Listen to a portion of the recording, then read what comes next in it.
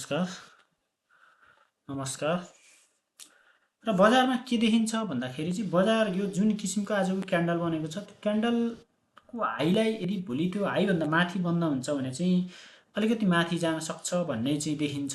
त्यसको लागि यो डाउन ट्रेन्डको ट्रेन्ड लाइन ब्रेकआउट गर्न पर्यो पहिलो कुरो त। यदि डाउन ट्रेन्डको ट्रेन्ड लाइनलाई ब्रेकआउट गरेर जान्छ भने हामीले 2827 80सम्मको टार्गेट चाहिँ राख्न सक्छौँ। तर यदि त्यो डाउन ट्रेन्डको ट्रेन्ड लाइनलाई ब्रेकआउट गरेन भने गर्न सकेन त्यहाँसम्म पुग्न सकेन भने बजार के हुन्छ त भन्दाखेरि त्यही डाउन ट्रेन्डको ट्रेन्ड लाइनबाट तलतिर झर्ने सम्भावना हुन्छ। र त्यो झरेर आउँदै गर्दा कहाँसम्म आउन सक्छ भन्दा अबको पहिलो भनेको त 2670 हो र त्यसपछि भनेको 2608सम्म आउन सक्छ भन्ने चाहिँ देखिन्छ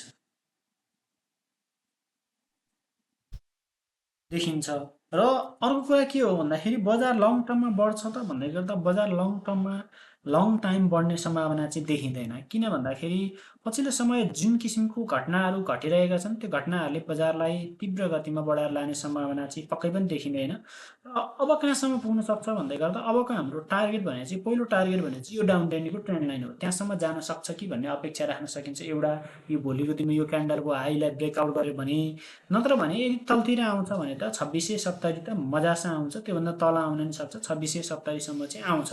तर यहीँबाट फर्केर जान्छ यो र यो क्यान्डलभन्दा माथि गएर बन्द हुन्छ अथवा यो ट्रेन्ड लाइनलाई चाहिँ एकचोटि ब्रेकआउट गर्न सक्ने सम्भावना चाहिँ के छ भन्दाखेरि एउटा क्यापिटलिस्टलाई चाहिँ फलो गर्ने खालको चाहिँ अर्थमन्त्री भएको हुनाले चाहिँ बजेटमा धेरै कुरा चाहिँ पुँजी बजारलाई नै फोकस गरेर आउने सम्भावना देखिन्छ, जसले गर्दाखेरि चाहिँ बजार अलिकति पुँजी बजार कसरी पुँजी कलेक्ट गर्ने भन्ने विषयमै आउन सक्ने सम्भावना देखिन्छ। त्यो भएको हुनाले चाहिँ अलिकति बजार बढेर जाने सम्भावना चाहिँ देखिन्छ। बजेटभन्दा अगाडि बजेटभन्दा पछाडि बढ्छ या बढ्दैन थाहा छैन। तर बजेट अगाडि चाहिँ एउटा के हुनसक्छ भन्दाखेरि चाहिँ बजेट अगाडि चाहिँ बजार बढ्न सक्छ र हामीले लङ टाइमको चाहिँ एउटा ट्रेन्ड लाइन खिच्ने हो भने यो ट्रेन्ड लाइन चाहिँ लगभग तपाईँको एउटा महत्त्वपूर्ण ठाउँमा आएर चाहिँ फर्केको देखिन्छ बजार, होइन?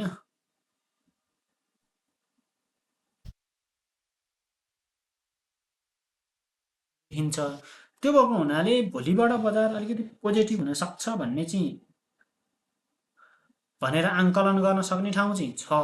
बजार माथि नै जान्छ भन्ने चाहिँ अझै पनि त्यति राम्रोसँग चाहिँ क्लियर रूपमा चाहिँ देखिँदैन। तर आज जहाँबाट बजार फर्किएको छ त्यो आधारमा हेर्दै गर्दा बजारमा एउटा पोजिटिभ सिग्नल्स आउन सक्छ भन्ने चाहिँ देखिन्छ।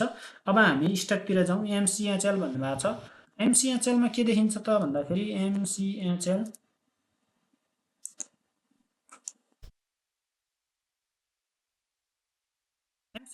आज जुन किसिमको क्यान्डल बनेको छ एउटा रिभर्सल क्यान्डल बनेको देख्न सकिन्छ, जसले गर्दा अलिकति फर्केर जाने सम्भावना चाहिँ हुनसक्छ। एकदमै तीव्र गतिले झरेको रहेछ, सायद त्यो लकिङ खुलेर झरेको जस्तो लाग्छ है। हेरिहालौँ, लकिङ पिरियड खुलिसकेपछि त्यो हिसाबले चाहिँ यो एकदमै तीव्र गतिले झरेको हो कि भन्ने चाहिँ देखिन्छ।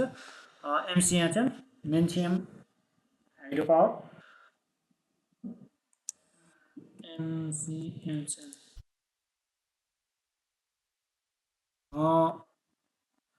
लकिङ खुला त बाँकी नै रहेछ। यो तीव्र गतिले झरेको देख्न सकिन्छ र यो झरेको ठाउँबाट अब फर्किन चाहिँ खोजिरहेको छ। लगभग तपाईँको 426बाट 320को आसपास भनेपछि ऱ्यापिडली रूपमा खसेको देख्न सकिन्छ। र बढ्ने ठाउँमा चाहिँ के छ भन्दाखेरि एउटा सपोर्ट चाहिँ होइन, यहाँनिर सपोर्ट चाहिँ यहाँ छैन। तर सपोर्ट नभए पनि यहाँबाट फर्किन सक्ने सम्भावना चाहिँ एउटा सपोर्ट त रहेछ। यो सपोर्टबाट फर्किन सक्ने सम्भावना चाहिँ किन देखिन्छ भन्दाखेरि आज जुन क्यान्डल बनेको छ रिभर्सल क्यान्डल, त्यो रिभर्सल क्यान्डललाई सपोर्ट बनाएर फर्किएको खण्डमा चाहिँ रिभर्सल क्यान्डल बनाएको हुनाले चाहिँ यो यहाँबाट फर्केर जाने सम्भावना चाहिँ हामीले अहिलेलाई चाहिँ 355सम्मको टार्गेट राख्न सक्छौँ। त्योभन्दा माथिको टार्गेट चाहिँ राख्न सकिँदैन, होइन? यदि 355लाई ब्रेकआउट गर्छ भने हामीले 414सम्मको टार्गेट चाहिँ राख्न सक्छौँ। 414सम्मको टार्गेट राख्न सक्छौँ। यो चाहिँ यहाँबाट जुन किसिमको क्यान्डल बनेको छ त्यो हिसाबले भोलिबाट अलिकति पोजिटिभ तरिकाले चाहिँ माथि जान सक्छ कि भन्ने चाहिँ एनालाइसिस गर्न सकिन्छ। माथि जाने सम्भावना चाहिँ एक हिसाबले हेर्दाखेरि चाहिँ देखिन्छ एमसिएचएलमा। सुरुमै सर्किट लाग्यो जस्तो लाग्छ मलाई आज यो स्टक। त्यसपछि पछि अलिकति बाई आएन, होइन? बाई बायर नआइसकेपछि घटेर गयो। त्यो भएर 320मा बन्द भयो। भोलिको दिनमा फर्केर जाँदै गर्दा हामीले 355 414सम्मको टार्गेट चाहिँ एमसिएचएलमा राख्न सक्छौँ, होइन? अर्को भनेको एचडिएचपिसी हेरिहालौँ।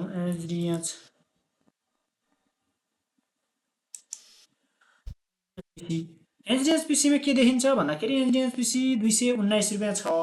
यो लगभग यहाँबाट एउटा घटिरहेको थियो र हिजो पनि अलिक मजासँग बढेर चाहिँ घटेर आयो। आज चाहिँ जुन हिसाबले बढेको छ 220मा रेसिस्टेन्ट लेभल छ र यो ट्रेन्ड लाइनको रेसिस्टेन्ट लेभल पनि छ।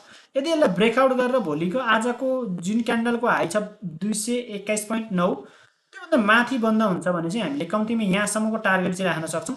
त्यो भनेको कति भन्दा 240को आसपासको टार्गेट चाहिँ एचडिएफसीमा राख्न सकिन्छ होइन। 240को आसपासको टार्गेट राख्न सकिन्छ। त्योभन्दा बढी टार्गेट अहिले राख्न सक्ने ठाउँ चाहिँ देखिँदैन। अहिलेलाई हामीले 240सम्मको टार्गेट राख्न सक्छौँ एचडिएफसीमा। अर्को एचडिएल हेरौँ।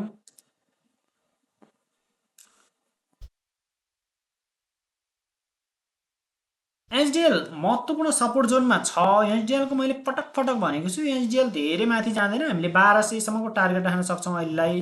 त्योभन्दा माथि जाने सम्भावना छैन। यो लङ टाइम यही एरियामा चाहिँ साइडवेज गइरहेको छ र पहिला जुन हिसाबले 7500सम्म पुगेको थियो अहिले त्यहाँसम्म पुग्ने सम्भावना यो कम्पनीको देखिँदैन। यसलाई हामीले म्याक्सिमम टार्गेट राख्दै गर्दाखेरि 1400सम्मको टार्गेट राख्न सक्छौँ। त्योभन्दा माथिको टार्गेट राख्न सकिन्न। अहिलेलाई चाहिँ हामीले 1200सम्मको टार्गेट राख्न सक्छौँ र घटेर आउँदा 1130सम्म आउन सक्छ। त्योभन्दा तलतिर आउन सक्ने सम्भावना चाहिँ देखिँदैन एचडिएलको। एचडिएललाई चाहिँ हामीले यस्तो स्टकको रूपमा लिनुपर्ने हुन्छ जुन स्टक घट्दा पनि घट्दैन र बढ्दा थोरै बढ्ने स्टकको रूपमा चाहिँ लिन सकिन्छ। यसलाई हामीले 1100बाट 1200सम्मको टार्गेट राख्न सकिन्छ। त्योभन्दा माथि जाने सम्भावना अहिले तत्काललाई हेर्दै गर्दा चाहिँ देखिँदैन, किनकि भोलुम एकदम कम छ। सबै कुराले गर्दा यो स्टक माथि जाने सम्भावना चाहिँ अलिकति छैन अहिले र तल पनि आउँदैन। 1100 भन्दा तल पनि एचडिएल आउँदैन। अर्को एचआरएल हेरौँ। एचआरएल के देखिन्छ भन्दा एचआरएल 655 रुपियाँ छ, जुन 665को एउटा महत्त्वपूर्ण सपोर्ट लेभल थियो। त्यो सपोर्ट लेभललाई ब्रेकडाउन दिएर चाहिँ तल आएको थियो। तल आउँदै गर्दा चाहिँ आज के भयो त भन्दाखेरि चाहिँ आज 625मा ओपनिङ भयो। 625मा ओपनिङ भइसकेपछि 627मा ओपनिङ भइसकेपछि यो बढेर कहाँसम्म पुग्यो भन्दा 665सम्म पुग्यो। 665मा पुगेर फेरि अलिकति करेक्सन आएर 655मा चाहिँ बन्द भएको देख्न सकिन्छ। 655मा बन्द भएको छ। यदि भोलि 665भन्दा माथि जान्छ, यो ट्रेन्ड लाइनको भन्दा चाहिँ अलिकति माथि गएर बन्द हुन्छ भने चाहिँ हामीले 738सम्मको टार्गेट राख्न सक्छौँ। 784सम्म जान सक्छ। 784भन्दा माथि चाहिँ अहिले तत्काल यहाँ एचआरएल जाने सम्भावना छैन। भोलुम पनि कमै छ र अर्को कुरा यसको लफडा जुन थियो त्यो लफडा सकेको छैन। त्यो लफडा नसकिन्जेल चाहिँ यो स्टक धेरै माथि जाने सम्भावना छैन। अहिलेलाई यही आसपासमा नै बस्ने सम्भावना चाहिँ बढी देखिन्छ एचआरएल।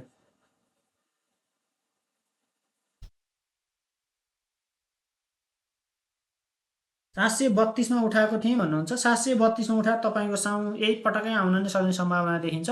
एचआरएल धेरै माथि तत्काल जाने सम्भावना छैन। त्यही 738देखि 784सम्म बजार अलिकति बढ्यो भने 784को आसपाससम्म चाहिँ जान सक्छ।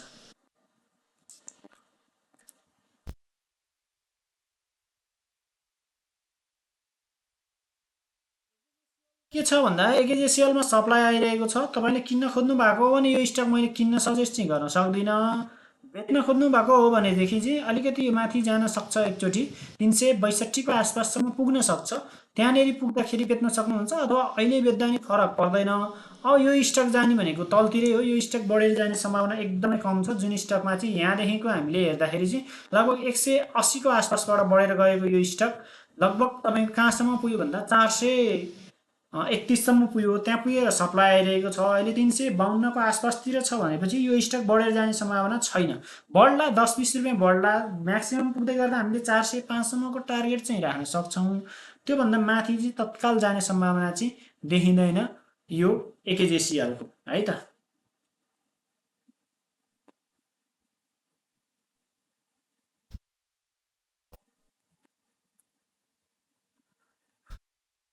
अर्को एसटिसी हेर्दै गर्दा के देखिन्छ त भन्दाखेरि एसटिसी हेरिहालौँ। एसटिसीलाई हामीले के देख्न सक्छौँ भन्दा एसटिसी अहिले 5755 रुपियाँ छ। हामीले यसको टार्गेट 5940सम्मको राख्न सक्छौँ र घटेर आउँदा 5550सम्म आउन सक्ने सम्भावना देखिन्छ। त्योभन्दा तल पक्कै पनि नआउला, 5550 भन्दा तल नआउला। र अहिलेलाई हेर्दै गर्दाखेरि चाहिँ बाई सेल केही पनि भन्ने अवस्था छैन। यहाँबाट फर्किन खोजिरहेको छ। फर्केर जाँदै गर्दा हामीले 6000को आसपासमा सेल गर्न सक्छौँ। त्यहाँसम्म पुग्ने सम्भावना चाहिँ देखिन्छ एसटिसी। र घटेर आयो, यदि बजार घट्यो भने यो पनि घटिहाल्छ। घटेर आउँदै गर्दा 5500को आसपाससम्म आउनु देखिन्छ। अहिलेलाई चाहिँ अहिलेलाई के गर्न सकिन्छ भन्दा अहिलेलाई वेट गर्न सकिन्छ, किन्ने बेच्ने केही पनि नगर्दा ठिक हुन्छ।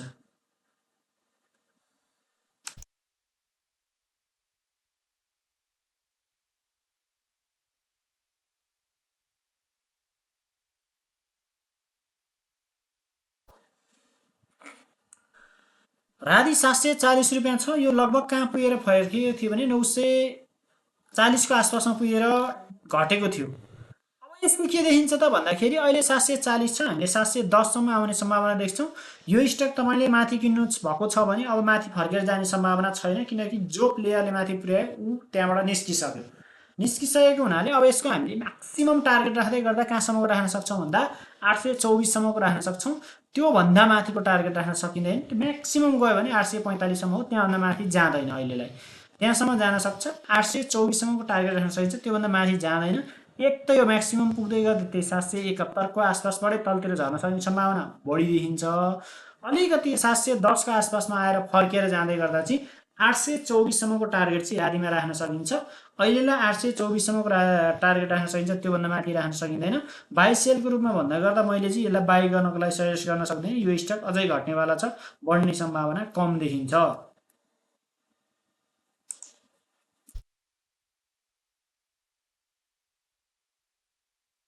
एसआई प्यानल 1411मा छ। 1411मा भएको एसआई प्यानल एउटा महत्त्वपूर्ण सपोर्टको नजिकै आएर फर्किएको चाहिँ देख्न सकिन्छ। सपोर्टमै आएर 1382को आसपासमा त्यहाँबाट फर्किएको हुनाले अब हामीले यसको टार्गेट चाहिँ कहाँसम्म राख्न सक्छौँ भन्दै गर्दा चाहिँ यहाँसम्म राख्न सक्छौँ होइन। पहिलो टार्गेट भनेको यहाँ हुन्छ जुन 1552। दोस्रो टार्गेट भनेको हाम्रो यहाँ हुन्छ 1747 र तेस्रो टार्गेट भनेको हाम्रो कहाँ हुन्छ भन्दाखेरि चाहिँ यहाँनिर हुन्छ 1953। त्यहाँसम्मको टार्गेट राख्न सकिन्छ, त्योभन्दा माथि टार्गेट राख्न सकिँदैन एसवाई प्यानलको। अहिलेलाई हामीले एसवाई प्यानल के गर्न सकिन्छ भन्दा 1552को टार्गेट राख्न सकिन्छ। बाई गर्न खोज्नु भएको हो भने एकदमै राम्रो ठाउँमा छ, मजाले बाई गर्दा हुन्छ। सेल गर्न खोज्नु भएको हो भने सेल गर्नलाई वेट गर्नुहोस्, बढेर जाने सम्भावना छ, एकदमै बढेर जाने सम्भावना देखिन सकिन्छ, किनकि म्याक्सिमम रूपमा घटेको छ। र घटेर आउँदाखेरि चाहिँ कहाँसम्म आउन सक्छ भन्दाखेरि चाहिँ म्याक्सिमम आउँदै गर्दा हामीले 1183को आसपाससम्म आउन सक्ने देख्छौँ, त्यहाँसम्म आउन सक्ने देखिन्छ। यसमा रिस्क रिवार्डबाट हेर्दै गर्दा चाहिँ रिस्कभन्दा रिवार्ड बढी देखिन्छ अहिले है।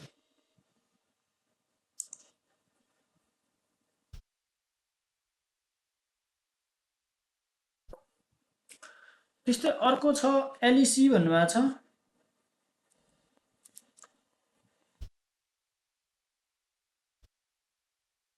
एलइसी के देखिन्छ भन्दाखेरि एलइसी 215को एउटा महत्त्वपूर्ण सपोर्ट लेभल छ। सपोर्ट लेभलको छेउमा पुगेर आज एउटा जुन रिभर्सल क्यान्डल बनेको छ, त्यो रिभर्सल क्यान्डलले के देखाउँछ त भन्दाखेरि बढेर जाने सम्भावना देखेर बढेर जाँदै गर्दा हामीले कहाँसम्म टार्गेट राख्न सकिन्छ भन्दा अहिले पहिलो टार्गेट 240, दोस्रो टार्गेट भनेको 258सम्मको टार्गेट राख्न सकिन्छ। एलइसीलाई 258सम्मको टार्गेट राख्न सकिन्छ है त। 258सम्मको टार्गेट राख्न सकिन्छ एलइसीलाई।